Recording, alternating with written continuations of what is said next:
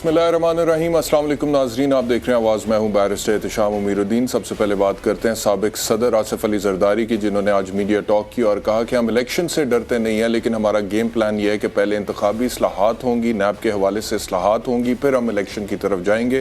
क्या कहा सुनिए।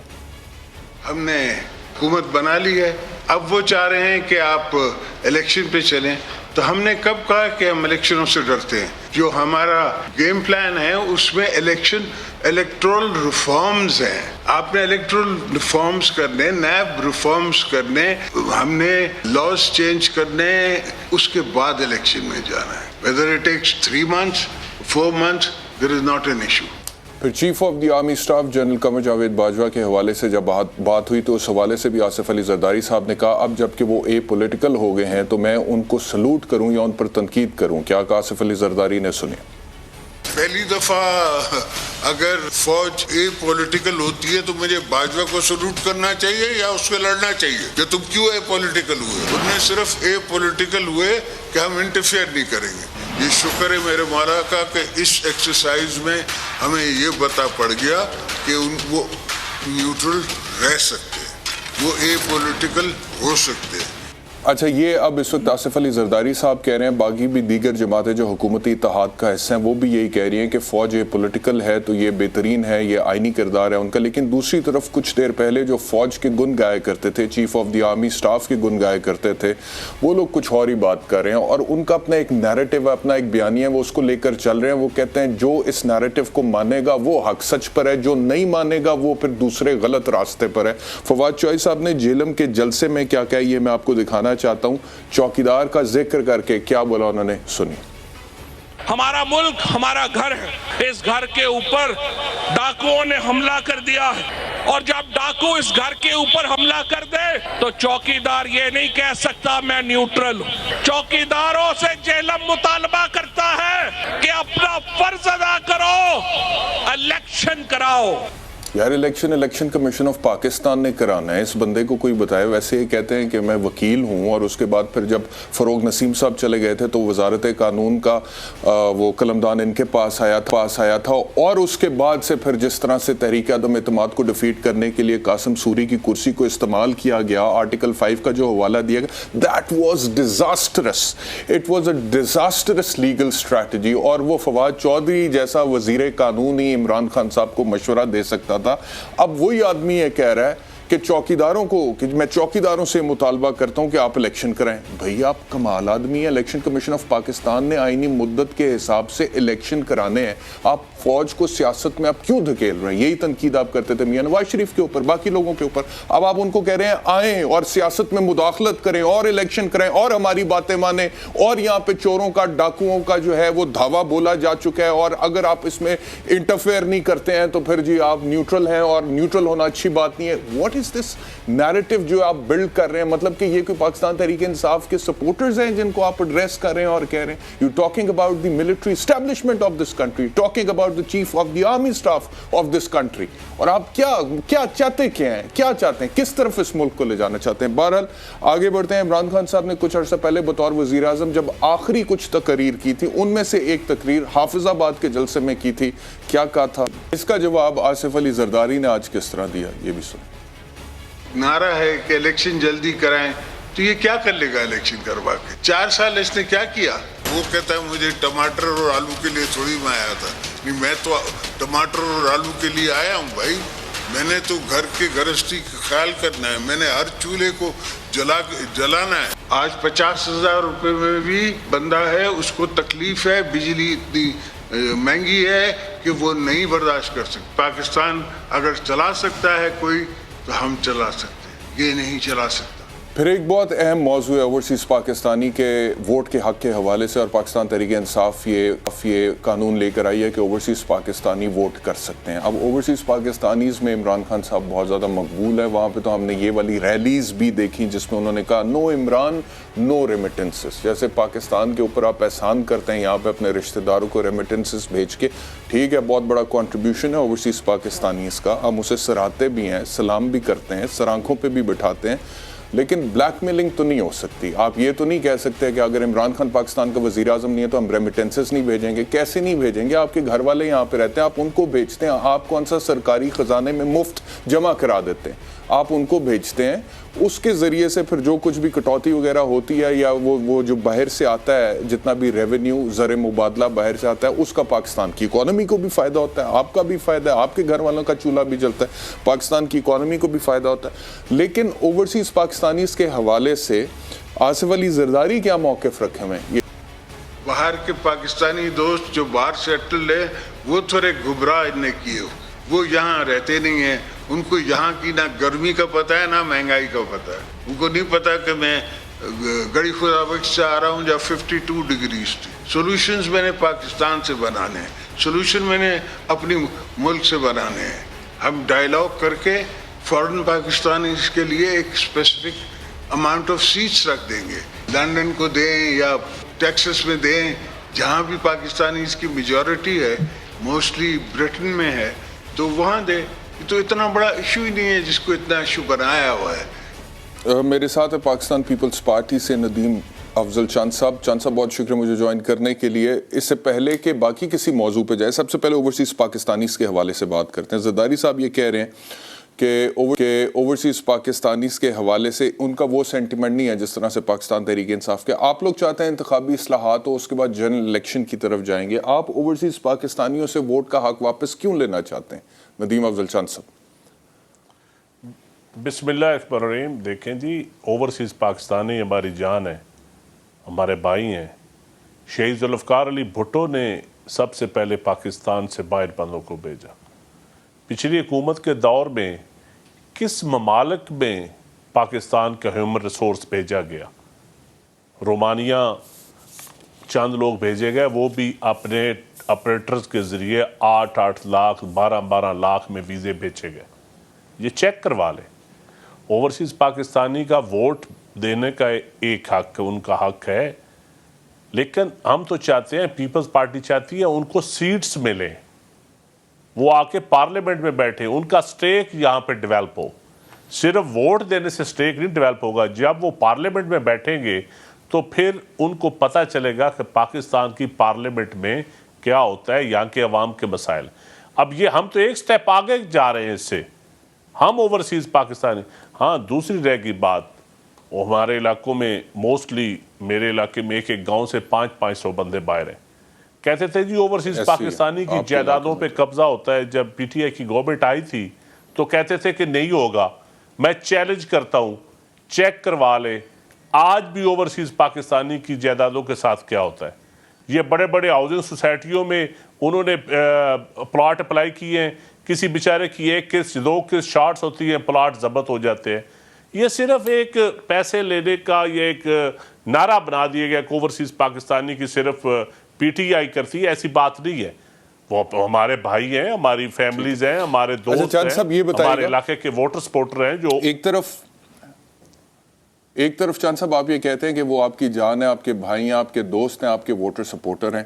دوسری طرف آپ کہتے ہیں کہ ہم ان کو پارلیمنٹ میں سیٹس دینے کے لیے بھی تیار ہیں. اگر آپ سیٹس دینے کے لیے تیار ہیں, وہ آپ کے بھائی بھی ہیں, جان بھی ہیں, ووٹر بھی ہیں, سپورٹر بھی ہیں, تو پھر رائٹ ٹو ووٹ کیوں نہیں دینے کے لیے تیار ہیں؟ کیا پرابلم کیا ہے اس کے اندر؟ آپ کو اس وجہ سے ڈر ہے کہ جی وہ بہت بڑی تعداد میں عمران خان کے ساتھ ہیں, اور اگر 90 لاکھ اوورسیز پاکستانی کی بہت بڑی میجورٹی عمران خان کو ووٹ کرتی ہے تو عمران خان الیکشن میں جیت جائے گا, آپ لوگ ہار جائیں گے؟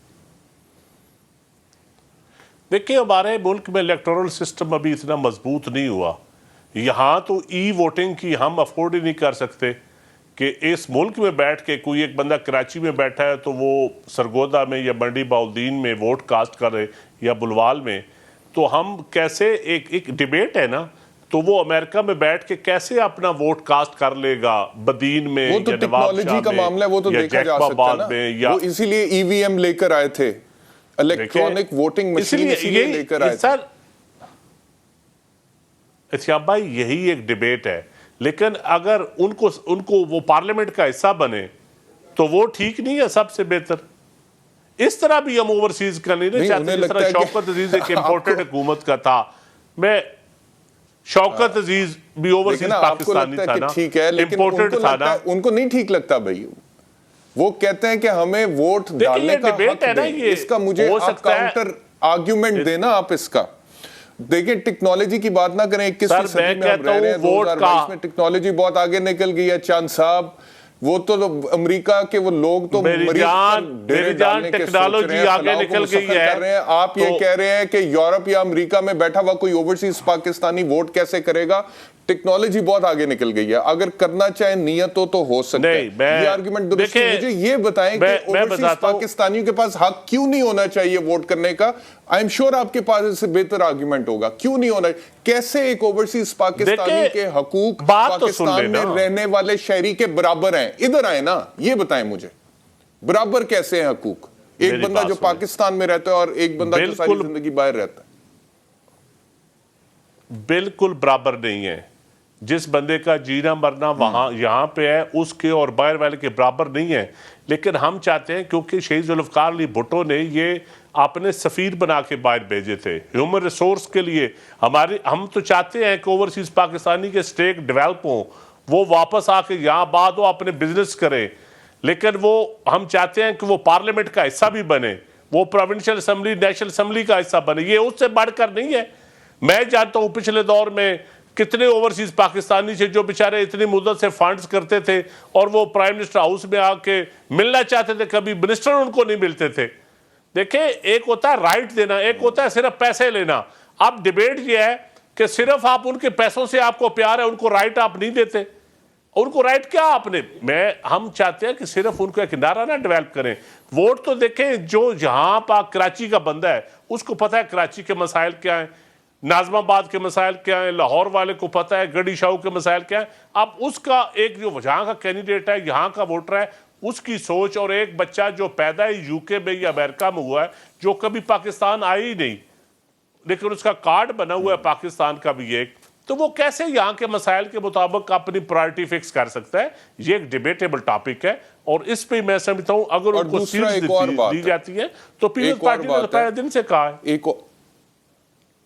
ایک اور بات ہے, دنیا کے بہت سارے ممالک میں اوورسیز جو سٹیزنز ہوتے ہیں ان کو ووٹ ڈالنے کا حق ہے, لیکن بہت ساری جگہوں پر یہ حق بہت ساری شرائط کے ساتھ مشروط ہے. یہ ایک مشروط حق ہے. مثال کے طور پہ اگر ہم اپنے ہمسائے ملک ہندوستان کی بات کریں تو 2010 میں انہوں نے تمام ہندوستانیوں کو انتخابات میں ووٹ ڈالنے کی اجازت دی, اوورسیز کو. لیکن شرط یہ تھی کہ ان کے پاس کسی دوسرے ملک کی شہریت نہیں ہوگی. یعنی کہ آپ اگر باہر سیٹلڈ ہیں اور شہریت نہیں ہے تو پھر آپ ہندوستان کے الیکشن میں ووٹ کاسٹ کر سکتے ہیں. یہ بھی 2010 کے بعد سے. لیکن اگر آپ کے پاس ڈوئل نیشنلٹی, یعنی کہ آپ کے پاس امریکہ کی نیشنلٹی ہے, برطانیہ کی نیشنلٹی ہے, اور وہاں کے قوانین کے مطابق آپ نے وہاں پر حلف اٹھایا ہوا ہے کہ وہاں کی حکومت کا وفادار رہوں گا, کوئین کا یا پھر پریزیڈنٹ کا, تو پھر ہندوستان میں قانون کے مطابق ایسے اوورسیز انڈینز کو ووٹ ڈالنے کا حق نہیں ہے. اور جو ڈوئل نیشنلٹی نہیں رکھتے وہ بھی واپس آتے اور جسمانی طور پر ان کا الیکشن ڈے پہ موجود ہونا ضروری ہے, تو پھر وہ اپنا ووٹ کاسٹ کر سکتے ہیں. یہ میں آپ کو ایک مثال دے رہا ہوں اپنے ہمسایہ ملک سے. اب اس کی بہت ساری, اب جیسے مثال کے طور پہ یہ ندیم صاحب یہ والا ہے, اس کی جو میں نے آپ سے سوال پوچھا تھا کہ دونوں کے حقوق کیسے برابر ہیں. بھئی ہم 74 سال سے یہاں پر جو بندہ یہاں پر رہ رہا ہے, جو بندہ پاکستان مسلم لیگ نواز, پاکستان پیپلز پارٹی, پاکستان تحریک انصاف کی حکومتوں کو اور مارشل لاس کو فرسٹ ہینڈ ایکسپیرینس میں بھگت چکا ہے, دیکھ چکا ہے, جو روزانہ تھانہ, پٹوار خانہ, عدالتیں بھگتتا ہے اور اسے انصاف نہیں ملتا. یہاں پہ یہاں کی پر کیپٹا انکم دیکھیں, یہاں پہ خط غربت دیکھیں, یہاں پہ مسائل دیکھیں, یہاں پہ پرابلمز دیکھیں, یہاں کی انوائرمنٹل پرابلمز دیکھیں, بچے ہمارے اسموگ میں سانس لیتے ہیں, بیمار ہو جاتے ہیں. اور دوسرا بندہ وہ ہے جو کہ رہتا ہی باہر ہے اور وہ وہاں کا سسٹم کا بینیفیشری ہے, تو وہ یہاں پر آ کر ہمارے حقوق کے ساتھ کیسے جو ہے وہ سیم ہو سکتا ہے؟ یہ بنیادی سوال ہے ندیم افضل چاند صاحب, جس کو ایڈریس کرنا ضروری ہے. دیکھیں احتشام بھائی, دو قسم کے بندے. ایک ہے جو بائی بورن ہی غیر ملکی ہے, جو کسی ملک میں پیدا ہوا ہے, امریکہ میں, یو کے میں, کینیڈا میں یا مڈل ایسٹ میں, وہ پاکستان کبھی آئی نہیں, اس کے پاکستان کے بارے میں ایک اور سوچ ہے.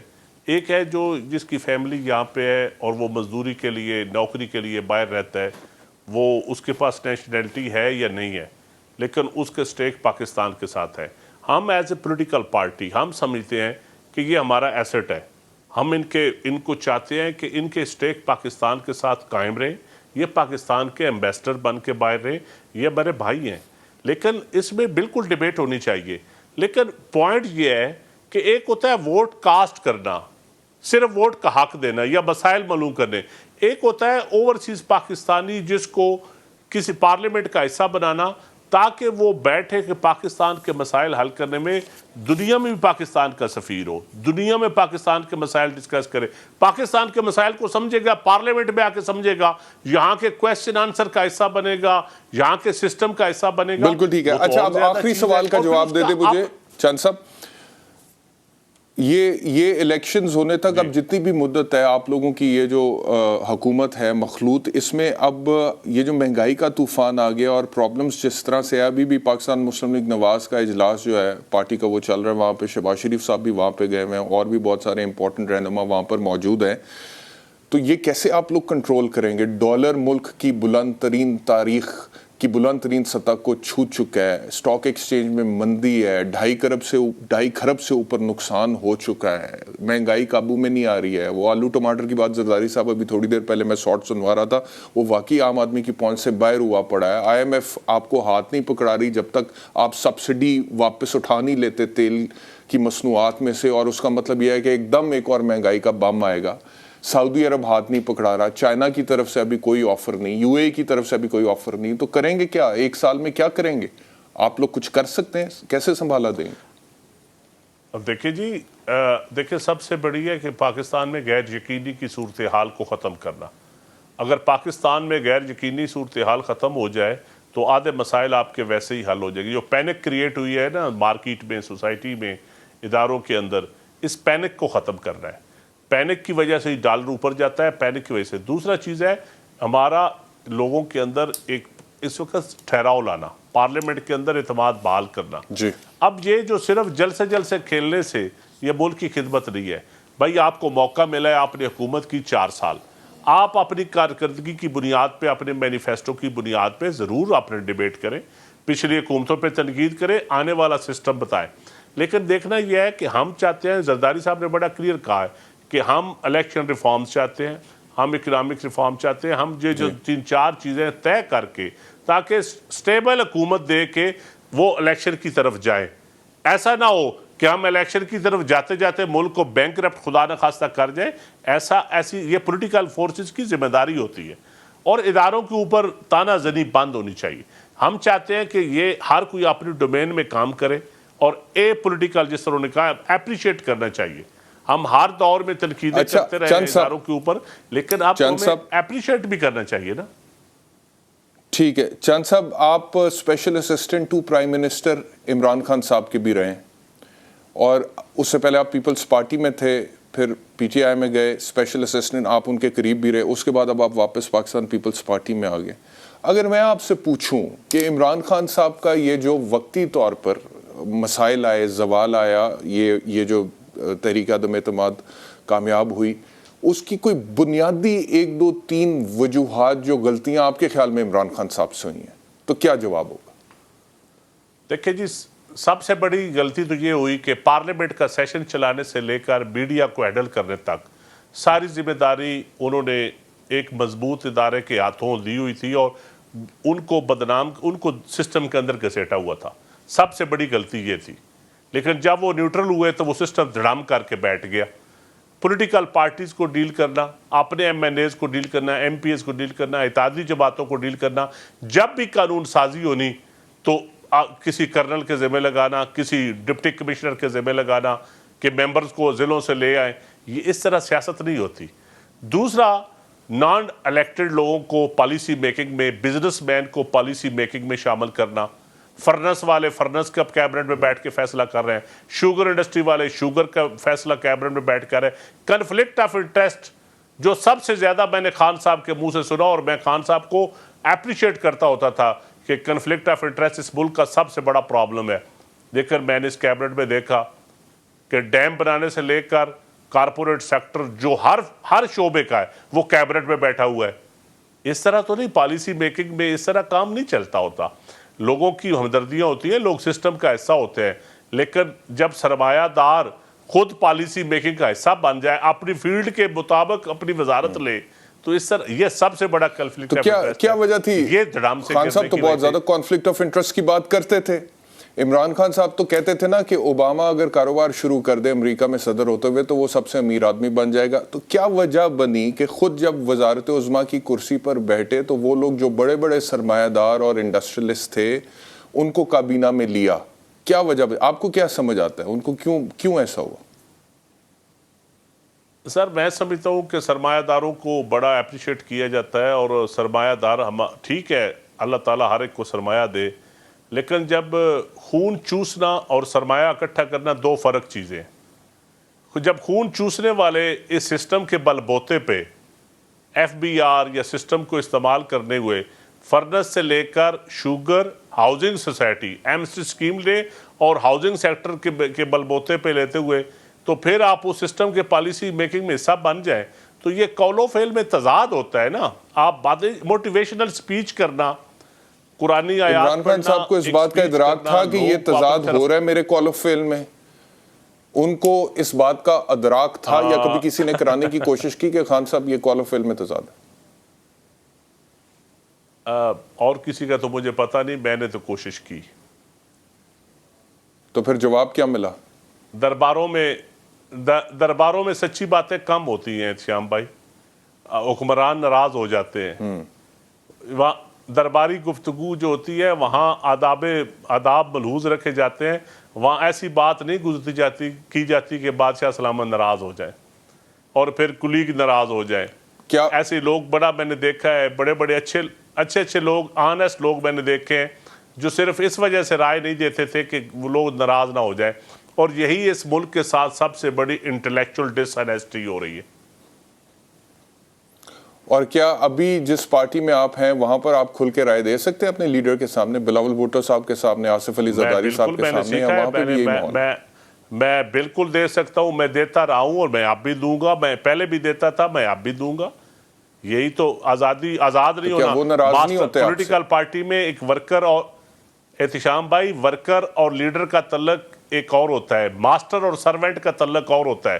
جب ماسٹر اور سرونٹ آ جائے نا پولیٹیکل پارٹیز کے اندر, وہ پھر جماعتیں نہیں ہوتی, وہ پھر ایک شاپ ہی ہوتی ہے, دکانداری ہی ہوتی ہے کہ آپ آئیں اور سودا بیچیں اور خریدیں اور چلے جائیں.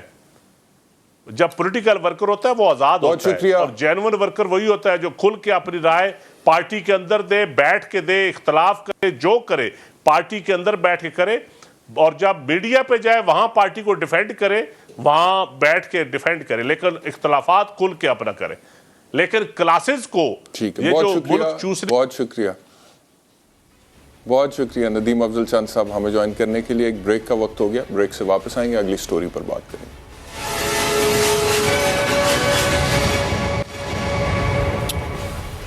ویلکم بیک ٹو آواز. 14 اپریل کو اسپیکر قومی اسمبلی نے پاکستان تحریک انصاف کے منحرف اراکین کے لیے جو نااہلی کا ریفرنس بھجوایا تھا الیکشن کمیشن آف پاکستان کو, وہ آج خارج کر دیا گیا, وہ مسترد کر دیا گیا. اور فواد چودھری اب یہ کہہ رہے ہیں کہ ہم سپریم کورٹ جائیں گے اس فیصلے کے خلاف, اور وہ یہ بھی کہہ رہے ہیں کہ الیکشن کمیشن آف پاکستان جو ہے یہ تو پاکستان مسلم لیگ نواز کی بی ٹیم ہے. کیا الیکشن کمشنر کے اوپر بھی جو ریفرنس ہے وہ لانے کا فیصلہ کر رہے ہیں. چیف الیکشن کمشنر جو ہیں وہ نون لیگ میں کوئی عہدہ لے لیں اگر مناسب سمجھیں. میرے ساتھ ہیں پاکستان تحریک انصاف کے منحرف رکن نور عالم خان صاحب. نور عالم خان صاحب بہت شکریہ مجھے جوائن کرنے کے لیے. یہ بتائیے گا کہ یہ جو آج فیصلہ ہے پاکستان تحریک انصاف تو اس کو ایکسیپٹ نہیں کر رہی ہے. وہ یہ کہہ رہے ہیں کہ election commission of Pakistan Muslim League Nawaz کی بی ٹیم ہے, اور چیف الیکشن کمشنر کو یہ چاہیے کہ پی ایم ایل این میں کوئی عہدہ لے لیں. ہم سپریم کورٹ جائیں گے, اس کو چیلنج کریں گے. آپ کا کیا رسپانس؟ بسم اللہ الرحمن الرحیم. شکریہ احتشام صاحب. ایک تو آپ منحرف جب الفاظ ورڈ استعمال کرتے ہیں, منحرف وہ ہوتا ہے جی جو پارٹی کے خلاف یا کسی نے وائلیشن کیا, ووٹ اگینسٹ دیا ہو.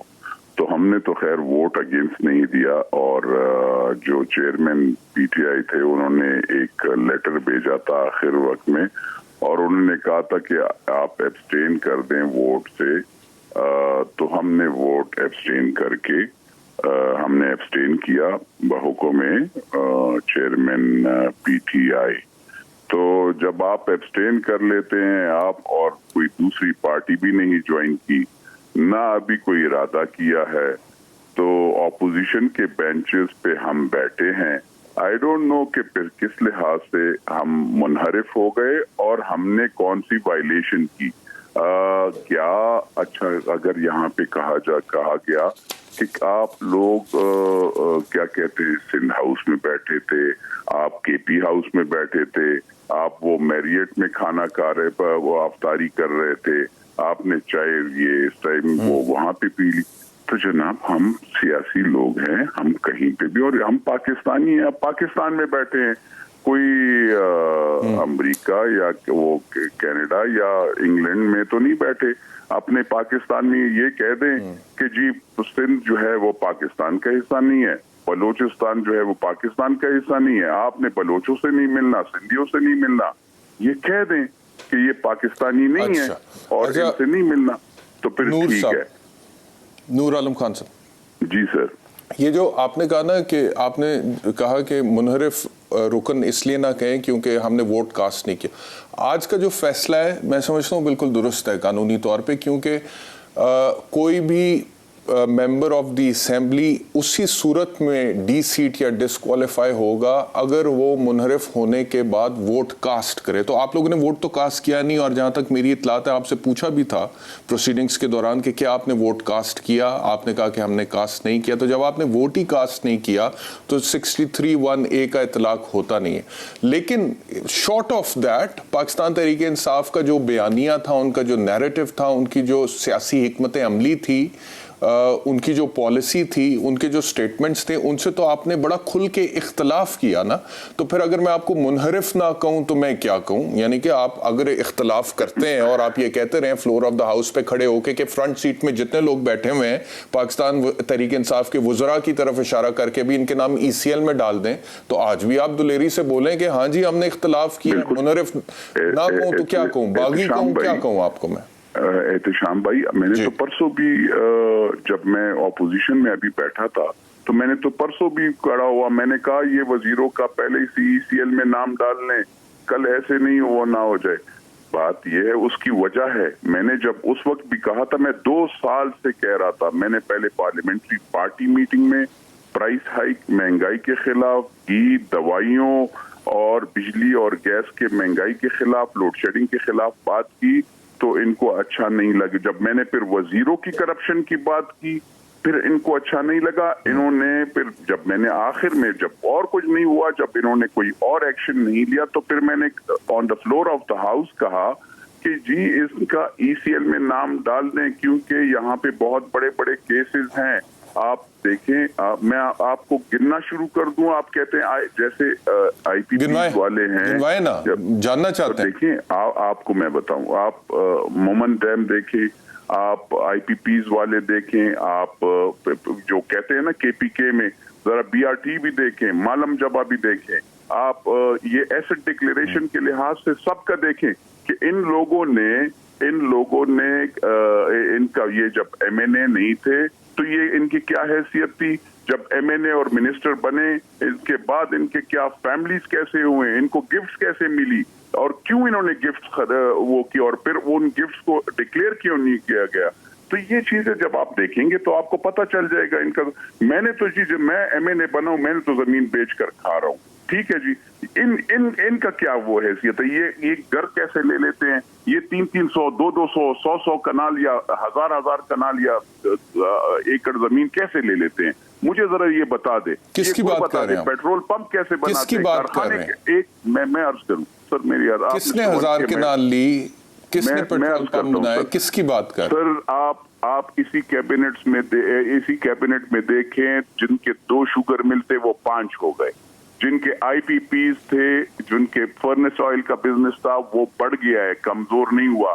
अगर किसी की देखें, कोई जब MNA नहीं था तो उनकी आमदन जो है पहले कम थी, जब MNA हुआ या मिनिस्टर हो जाता है उसका आमदन भी बढ़ गई। تو یہ کیسے ہوا؟ مجھے یہ بتائیں. میں بھی MNA ہوں یار, اسی پارٹی کا ہوں اور اسی اسمبلی میں ہوں. میرا تو آمدن بھی کم ہوا, میں تو زمین بیچ رہا ہوں, اور میں زمین بیچ کر اگر میرے ساتھ کوئی وہ ہوتا ہے میں تو اور پھر اچھا مجھے مہنگائی کے لیے میں آپ کو بتاؤں, وہ جو میں نے تقریریں کی نا اور یہ باتیں کی تو انہوں نے نیشنل اکاؤنٹیبلٹی بیورو کے ذریعے مجھے جان پڑتال کیا, وہ اسپیشل برانچ پتہ نہیں جو بھی, میں اور انسٹیٹیوشنز کے نام نہیں لیتا ہوں, ہر چیز کا وہ کر کے جب کچھ بھی نہیں ملا تو پھر کہتے ہیں انہیں کہیں کہ تقریر نہ کرے کیونکہ یہ ہمیں حکم ہوا ہے. تو میں نے کہا جناب میں نے کون سی غلط, میں تو کسی کے پرسنل نہیں ہوا تھا. مجھے ایک آخری سوال کا جواب دے دیں کیونکہ وقت کی قلت ہے. جب جتنی بھی باتیں آپ میرے سامنے کر رہے ہیں, چند صاحب میں آپ کا پروگرام دیکھ رہا تھا, اوورسیز کا بل بھی میں نے ہی جمع کیا. اچھا ٹھیک ہے, ٹھیک ہے. مجھے یہ بتائیے گا کہ یہ جتنے بھی آپ کے تحفظات تھے وزراء کے کانفلکٹ آف انٹرسٹ یا مبینہ کرپشن کے حوالے سے, یہ کبھی آپ نے ذاتی طور پہ عمران خان صاحب کو بتائے, اور اگر بتائے تو ان کا کیا رسپانس تھا؟ بالکل سر, بالکل سر. میں نے باقاعدہ عمران خان کو, بالکل اللہ گواہ ہے, یہ تو دنیا ہے نا, یہ اس میں تو پتہ نہیں کب ہم آنکھیں بند ہو جائیں. انشاءاللہ قیامت کے دن تک ذمہ وار ہوں کہ میں نے اگر نہیں کہا. میں نے عمران خان کو کہا, میں نے کہا, وہ کہتے مجھے نام, میں نے کہا sir you are the prime minister, it's very easy for you, آپ خالی اس کا وہ ایک کام کریں نا, آپ انہیں کہیں کہ آپ پورا پہلے کیا تھے اور آپ کیا ہیں. اور یہ آپ نے ہاتھ میں جو ایک دم رولیکس پہن لی 70 اور 80 لاکھ کی یا 1.5 کروڑ کا یہ ڈائمنڈ تم نے پہن لیا, کیسے پہن لیا, کیوں پہنا؟ تمہارا تو پہلے یہ قمیض پٹی ہوئی تھی, اب تم آ گئے ہو, تم لینڈ کروزر اور تمہارے پلازا بھی وہ بڑا بن گیا. آخری ایک اور چیز میں نے آپ سے پوچھنی سر, ایک اور چیز آپ سے میں نے پوچھنی. پاکستان تحریک انصاف کا موقف یہ ہے, وہ کہتے ہیں کہ چلیں ووٹ کاسٹ نہیں ہوا لیکن اس کے باوجود آپ لوگوں نے اس وقت کی اپوزیشن کا ساتھ دیا ہے, اور وہ اس وجہ سے دیا ہے کیونکہ آپ لوگوں نے پیسے پکڑ لیے تھے. تو کیا آپ نے کوئی پیسے پکڑے تھے 20 کروڑ روپیہ جس کا ذکر کرتے ہیں؟ 20 کروڑ تو میں آپ کو ایک بات, میں نے تو اسمبلی میں on the floor of the house ایک قسم کھائی ہے, ٹھیک ہے, مجھے بتا دیں یہ مجھے قسم, وہ میں نے تو خالی آپ پیسے کی, کہ میں کہتا ہوں جس بندے نے بھی پاکستان کے ساتھ غداری کی ہو, پاکستان کے بندے غریب بندوں کا مال کھایا ہو, ووٹ بیچا ہو, پیسے لیے ہو, وہ حضور صلی اللہ علیہ وسلم آخری نبی کے امتی نہیں ہے. کیا یہ مجھے یہ قسم عمران خان یا کوئی جو تہمت لگاتا ہے وہ کہہ سکتا ہے؟ دوسری بات یہ کیا میں یہ بھی وہ کہتا ہوں کہ میں نے کوئی فائدہ بھی نہیں لیا اپنے بیٹے کے لیے, اپنے بیٹی کے لیے, اپنے بچوں کے لیے, اپنے خاندان کے لیے. یہ بھی ذرا قسم کھا لیں. میں نے بھی, میں بہت شکریہ. وہ یہی کرنے نے سب سہیے گا یہ قسم یہ قسم میں نے اگر کھائی ہے جو, تو یہ کیا یہ عمران خان قسم کھا سکتے ہیں؟ تو یہ کیا یہ فواد چودھری کہا سکتے ہیں؟ کیا وہ تو پہلے سپریم کورٹ سے سرٹیفائڈ صادق اور امین ہے, انہیں قسم کھانے کی فی الحال تو ضرورت نہیں ہے, اور ان کے پاس براہ راست کوئی الزام بھی نہیں ہے عمران خان کے اوپر اس وقت. لیکن بہرحال اب آگے آنے والے دنوں میں دیکھیں گے کیا بنتا ہے. بہت شکریہ نور عالم خان صاحب. ایک بریک لینا ہے ہمیں, بریک کے بعد واپس اگلی سٹوری پر بات کریں گے.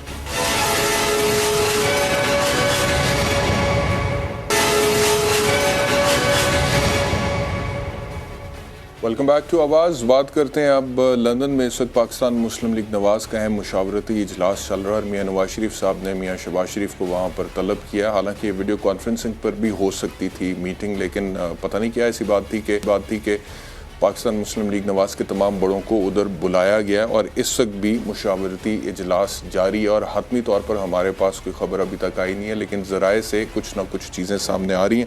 میرے ساتھ ہیں میاں سیف الرحمان صاحب, آپ سینئر تجزیہ نگار ہیں. آتاب, آپ سینئر تجزیہ نگار ہیں. بہت شکریہ آپ کا. میاں صاحب, یہ جو لندن میں اس وقت اجلاس چل رہا ہے, کیا ہوا کہ میاں نواز شریف صاحب نے سب کو ادھر بلا لیا؟ کیا اس بات؟ دیکھیں, جو پی ڈی ایم کی یہ جو گورنمنٹ آئی ہے, جسے آپ لوگ کوalition گورنمنٹ کہہ رہے ہیں, اس کو تو بہت سے چیلنجز درپیش ہیں, آپ کو تو پتہ ہے, سب سے بڑا اکنامک ہے. اس میں ایک تاثر تو یہ بھی تھا کہ جی ایک کوشش کی گئی ابتدائی دنوں میں, Shahbaz Sharif he dash to Saudi Arabia UAE گئے, اور وہاں قطر والوں کا بھی ان سے بھی رابطے کیے گئے. تو اس میں کچھ مشکلات آ رہی ہیں کیونکہ وہ بھی کنڈیشنل ہیں کہ اگر آپ کو کوئی ایڈ کہیں سے ملتی ہے یا کوئی رول اوور ملتا ہے یا ڈیفرڈ پیمنٹ کی بنیاد پہ آئل لے رہے ہیں آپ, تو وہ کنڈیشنل ہے IMF کی کلیئرنس سے. تو اس میں میرا خیال ہے کہ ایک زیادہ تر جو ہمیں اپنے ذرائع بتا رہے ہیں کہ اس میں کچھ تاثر یہ دیا جا رہا تھا یا کہیں نہ کہیں نیگوسیشنز میں کچھ ڈیفیکلٹیز تھیں جس میں کہا جا رہا تھا جی گورنمنٹ جو ہے اس کی کنٹینیوٹی کا کیا, یعنی کہ بنیادی طور پہ اس اجلاس کا جو مقصد ہے وہ معاشی ہے کہ کنٹینیوٹی آف دا گورنمنٹ جو تھا وہ کنسرن شو کیا جا رہا تھا ڈفرینٹ کیپٹلز میں, معیشت کو بحران سے کیسے نکالیں. ہاں, کہ جو گورنمنٹ کنٹینیو زیادہ دیر نہ کرے یا اگر وہ ایک ہینگنگ ان بیلنس ہے, ایک معلق حکومت رہتی ہے کہ جس کے بارے میں کہا جا رہا جی 3 ماہ کے بعد الیکشن ہو جائیں گے, 4 ماہ کے بعد ہو جائیں گے, چیلنجز نہیں میٹ کریں گے, آئینی بحران ہے, عدالتیں کیا فیصلہ کر لیتی ہیں. اور اس صورت میں پھر یہ تھا کہ ان کو ایک معاشی طور پہ جو پیکج باہر سے ملنے کا امکان تھا اس کے چانسز کم ہوتے جا رہے تھے, تو اس لیے ڈیش کیا گیا جی وہاں جا کے یہ پلاننگ کی جائے. میں آپ کی طرف واپس آتا ہوں. اطہر کاظمی صاحب یہ فرمائے گا کہ یہ میاں صاحب تو کہہ رہے ہیں کہ معاشی صورتحال بنیادی طور پہ انڈر ڈسکشن ہے وہاں پر اس وقت لندن میں, لیکن ایک خبر یہ بھی آئی کیونکہ خواجہ آصف صاحب کا ایک سٹیٹمنٹ آیا کل انٹرویو میں جس میں انہوں نے کہا کہ الیکشنز نومبر سے پہلے بھی ہو سکتے ہیں. تو ایک یہ چمگوئیاں بھی ہو رہی تھیں کہ ہو سکتا ہے کہ کوئی انتخابات کے حوالے سے بات بھی ہو رہی ہو وہاں پہ. آپ کے ذرائع آپ کو کیا کہتے ہیں؟ دیکھیں دونوں صورتحال ہیں, جو معاشی صورتحال ہے اس میں جو سیاسی صورتحال ہے وہ بالکل مکس ہے اس کے ساتھ. مسئلہ یہ ہے کہ اس وقت اگر پیٹرول کی قیمت کو نہ بڑھایا گیا تو ہو سکتا ہے کہ حکومت کے اوپر معاشی دباؤ بڑھے, لیکن کیا سیاسی طور پہ یہ فیصلہ درست ہوگا؟ یہ وہ وجہ ہے جس کی وجہ سے شہباز شریف حالیہ دنوں میں کوئی بھی سخت فیصلہ لینے میں ناکام رہے, اور ایک طرح سے جو لیک آف لیڈرشپ ہے اور لیک آف ڈائریکشن ہے وہ نظر آ رہی ہے ہمیں گزشتہ 1 مہینے سے. اس لیے کہ انہوں نے 1-2 افتتاح وغیرہ تو کیے لیکن جہاں پہ سخت ڈیسیجنز لینے تھے وہ انہوں نے نہیں لیے, اور اسی وجہ سے ان کو یہ محسوس ہوا ان کی جماعت کو اور خصوصاً میاں نواز شریف صاحب کو جو لندن میں ہے کہ ہمیں سیاسی طور پہ اس سے نقصان ہو سکتا ہے. پیپلز پارٹی اور مولانا بالکل بیک گراؤنڈ میں چلے گئے ہیں اور سارا نزلہ جو موجودہ صورتحال کا ہے وہ نون لیگ پہ گرے گا. اس لیے کہ کہا تو یہ جا رہا ہے کہ یہ شہباز شریف کی حکومت ہے, نون لیگ کی حکومت ہے, وزیر خزانہ ان کے ہیں, اگر قیمتوں کی پرائس میں اضافہ ہوگا, قیمتیں اوپر جائیں گی تو وہ کہیں گے جی نون لیگ نے اوپر کی ہیں, مفتاح اسماعیل نے اوپر کی ہیں.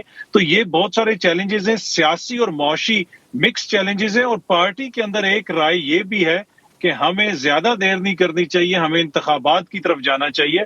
اور یہ ایک ایک پارٹی کے اندر ایک بڑا چنک ہے جو یہ سمجھتا ہے, اور اسی وجہ سے پھر میاں صاحب نے ان کو لندن بلایا, اور ان کی جو قریبی ذرائع ہیں لندن میں انہوں نے مجھے جی اچھا بتائیے پلیز کمپلیٹ کیجئے.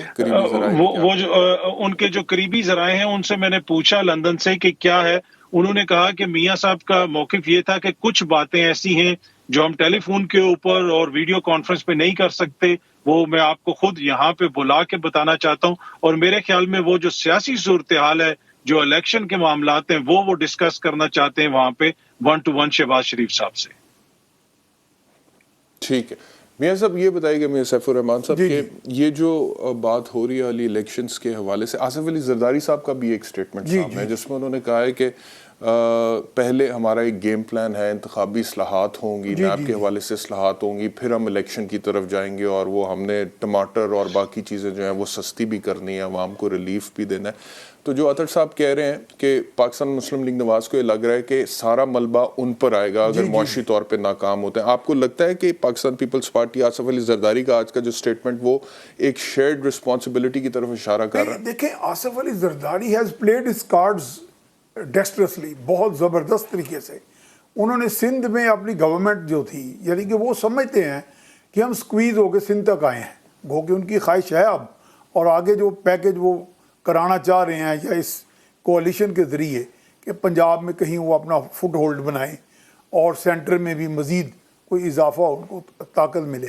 لیکن یہاں پہ دیکھیں جتنے بھی پارٹیز آپس میں کوalition کر لیں وہ ایک دوسرے کو تھوڑا تھوڑا ڈبل کراس ضرور کرتے ہیں. یہ آپ چھوڑ دیں اس بات کو کہ اتنے سنسیئر ٹڈوں جسے کہتے ہیں پنجابی میں کہ ٹڈوں سنسیئر ہو جائیں کہ اپنی تمام تر اصول, اپنے تمام تر پرائرٹیز کو کمپرومائز کر لیں, یہ کبھی بھی نہیں ہوتا. बल्कि यहाँ पे तो मैं समझ रहा हूँ कि बड़ी शातिराना और बड़ी सियासी बिसात जो शतरंज की बिछाई गई, इस वक्त जो हुकूमत की इत्तेहादी जमात है, मैं ये समझ रहा हूँ ख़ास तौर पे मौलाना तो चलो एक छोटी पार्टी को रिप्रेजेंट कर रहे हैं ना, तो जरदारी साहब जो हैं वो उनका एक अच्छा चंक है कौमी असेंबली में भी। इन द लॉन्ग रन चल सकेंगे एक दूसरे के नहीं, साथ? मुझे नहीं लग रहा। देखें, इलेक्शन तो सबके मद्देनजर हैं एंड दे नो कि इलेक्शन किसी ने कहा किसी आपको क्या लगता है कब तक इलेक्शन होगा? देखिए, मुझे लग रहा है, देखिए इसाक डार साहब ने कहा मुमकिन है अक्टूबर तक हो सकते हैं। ख्वाजा आसिफ साहब हो सकते हैं का लफ्ज़ जो है वो बड़ा अज़ू मानी है। ख्वाजा आसिफ साहब कहते हैं जी अगले चीफ के जो तकर्री से पहले हो जाएंगे। नहीं, उन्होंने कहा है कि हो सकते हैं। हाँ। ये हो सकते हैं जो लफ्ज़ है, लेकिन मुझे लगता है उन्होंने भी ट्रक की बत्ती के पीछे ये अज़ू मानी है। वही मैं कहता हूँ कि ये अब इस वक्त टोटल वो अपना अंदर की बात नहीं। आपको क्या लगता है इलेक्शन हो सकते हैं? मुझे ये लग रहा है कि इस वक्त कोशिश ये हो रही है कि हम इसको कंटिन्यूटी के जरिए आगे लेके जाएं, क्योंकि अगर हम अमेरिका की बात जैसे करते हैं कि अमेरिका जो है उसका 84,000 वोट है IMF में। IMF का सबसे बड़ा इन्फ्लुएंशियल या क्लाउड रखने वाला जो मेंबर है और कंट्रीब्यूटर है वो तो अमेरिका है। तो इसमें यही भी खबरें आ रही हैं जो हमें अभी तक वेरीफाइड नहीं है। मुझे इजाजत दीजिएगा क्योंकि वक्त जरा कम है। अतर साहब, आप बताइएगा, आप इलेक्शन होते हुए देख रहे हैं नवंबर से पहले, जैसे ख्वाजा आसिफ का एक स्टेटमेंट है कि हो सकता है, लेकिन मुझे तो लगा कि वो सियासी स्टेटमेंट था। अगर उनको टेन्योर वो सिर्फ या फिर शायद इसी सूरत में हो सकता है अगर पाकिस्तान मुस्लिम लीग नवाज बिल्कुल हाथ खड़े कर दे कि मईशत जो है हमसे संभाली नहीं जा रही, और ये सारा पिछला 3.5 साल का मलबा भी प्लस ये साल का मलबा 1.5 साल का मलबा हमारे ऊपर गिरेगा आके और हम गैर मकबूल हो जाएंगे। तो आपको लगता है कि वो नवंबर से पहले इलेक्शंस हो सकते हैं? देखिए, जो आपने दूसरी बात की, एग्जैक्टली यही सिनारियो, इस वक्त इलेक्शन करवाने का किसी का मूड नहीं है, ना इत्तेहादियों का मूड है, ना ही किसी और क्वार्टर्स का मूड है। लेकिन जो दूसरी आपने बात की कि नून लीग को फिक्र ये लायक है कि ये सारा मलबा हमारे ऊपर गिरेगा और सियासी तौर पे हमें नुकसान होगा, इसलिए कि नून लीग पोटेंशियल नेक्स्ट आपके रूलर हो सकते हैं। वो एक बड़ी जमात है, उनका बड़ा वोट बैंक है, पंजाब के अंदर वो सीटें जीतेंगे। जरदारी साहब को ये चैलेंजेस नहीं है, उनका एक लिमिटेड वहां पे वोट बैंक है, उन्होंने अपना एरिया तो सिक्योर किया हुआ है। मसला असल में ये है कि अगर ये हुकूमत ज्यादा देर चलेगी तो नून लीग का लॉस होगा, नून लीग का वोट बैंक कम होगा। तो इसी वजह से नून लीग को ज्यादा इस हवाले से परेशान। कोई तरीका नहीं है कि मईशत को कोई सहारा दे जाए मियां शहबाज शरीफ? आपको कोई इम्कानात नजर आते हो? नहीं, मुझे इसके कोई इम्कानात नजर नहीं आते। जब वो सऊदी अरब भी गए थे तो बहुत सारे हमारे दोस्त भी इस तरह का तासुर दे रहे थे कि जी बहुत बड़ा पैकेज मिल गया। मुझे तो ऐसे लगा कुछ लोगों की बातों से कि वो ये कह रहे थे कि जैसे मियां साहब को वहां पे कहा गया कि आपने क्यों जहमत की, मकसूद चपड़ासी का अकाउंट भेज देते, हम पैसे ट्रांसफर कर देते। ऐसी इस वक्त कोई सूरत हाल नहीं है, कहीं से कोई बड़ा पैकेज नहीं मिलना, तो मेरे ख्याल में मुश्किलात होंगी मियां साहब के लिए। ठीक है, चले जी, बहुत शुक्रिया अतर काज़मी साहब हमें ज्वाइन करने के लिए। रहमान साहब आपका बहुत शुक्रिया, आपका बहुत शुक्रिया प्रोग्राम देखने के लिए। इंशाल्लाह कल आपसे दोबारा मुलाकात होगी। अपना ख्याल रखिए, अल्लाह हाफ़िज़।